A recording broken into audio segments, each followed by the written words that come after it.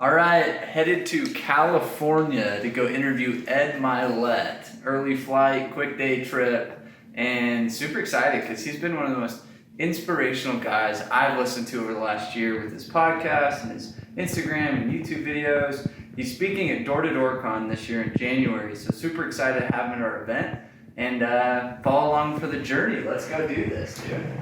Are you sick of not hitting the numbers you're supposed to hit, making the money you want to make? Door to Door is a professional collaboration to up-level and bring honor and dignity to direct sales.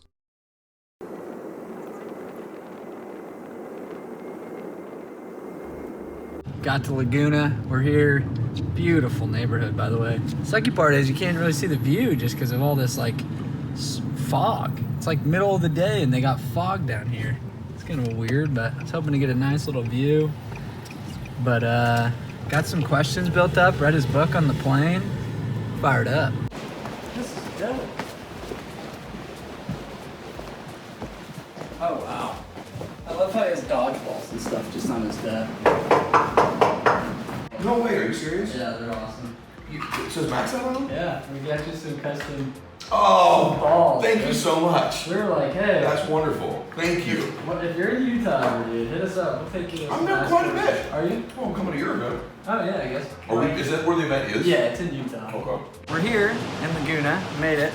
And pre-interviews. So a couple questions that I really think would be important for our industry would be, running big sales teams.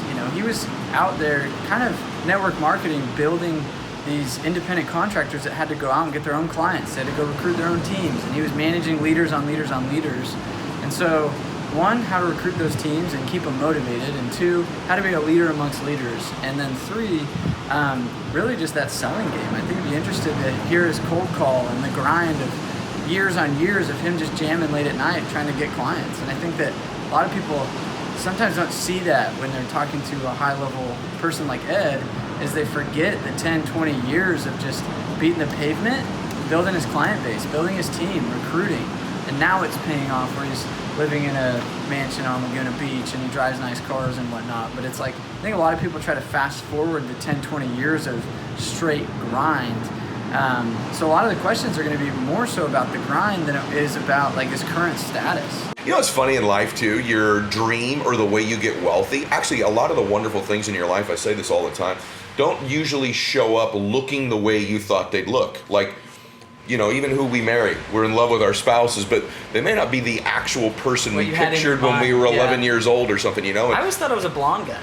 Yeah, is that right? No, sorry, keep going. No, I think so too. So my wife became a blonde, so you can do that too. but even like in business, I always wanted to be successful or wealthy or a person of influence, but it didn't all show up looking the way I thought. Like if you'd have told me, I used to think when I was knocking doors, even me in the beginning, I'd think really successful guys wouldn't be doing this. Yeah. You know what I mean? The real entrepreneurs, they're super sophisticated thinkers and strategists, and they're in boardrooms with these, marble suits counters and suits and tables. And then the more I started to become successful, I'm like, actually, no. The actual really successful people that actually make big money, grind, and do all the things most people would be unwilling to do, they end up doing those things, and then they get a life that most people will never have. So it's your willingness to do the ugly things that most people think are ugly that actually create beautiful lives. Yeah, because it's not just the hard work you're doing, it's the inconsistency of the income that can come with it, right? And that did play with my mind a little bit. I got really good over a long period of time at, one, when I was making money, saving it for when the winter came. Because I knew inevitably, a lot of the guys that I would be competing against, they'd have their big months, they'd go spend it. Big dinner, new car, new shoes, my stuff. I'm like, I'm going to save this because I'm going to need the reserves when and if the down cycle comes. So that was one thing that I did. A state of suffering.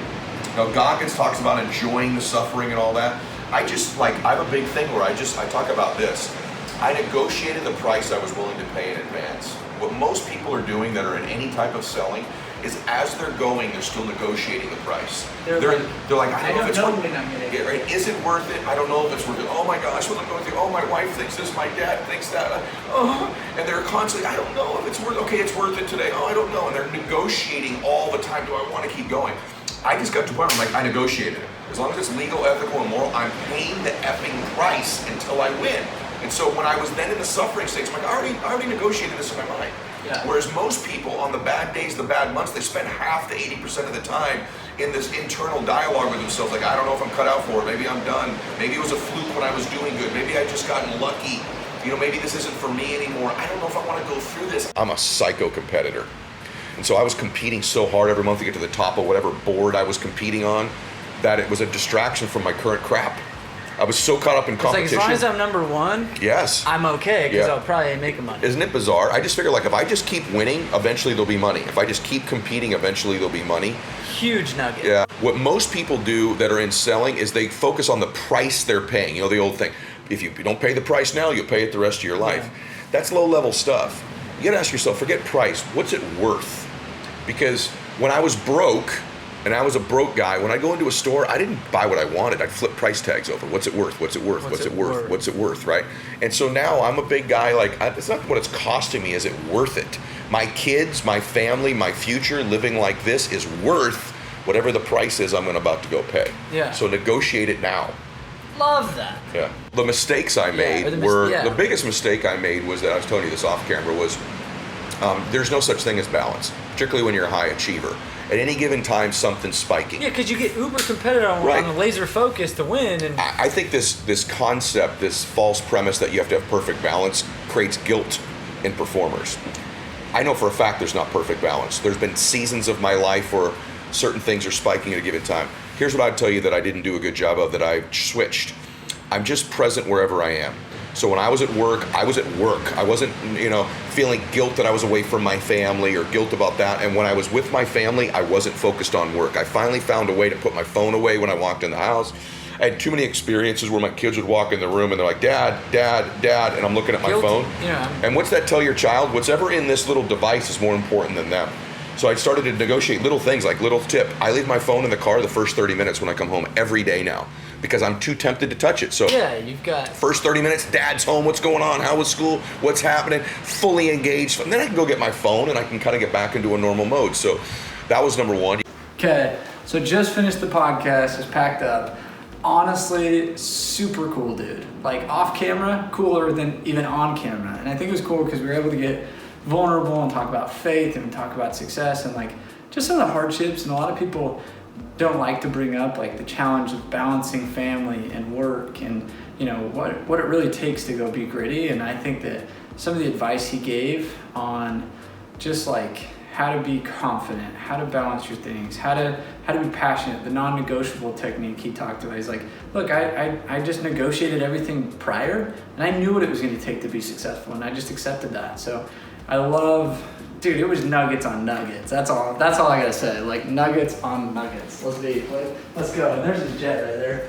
Should we just steal this and see if he even notices? Like, we're just gonna take this and be like, Ed, oh, sorry, we slipped this into our bag on accident. Hey, everybody. Oh, man, I'm restarting. I just got like way nervous. Don't you gave me that look that I don't want to look at you. All right. I'll look away. Okay, are we live?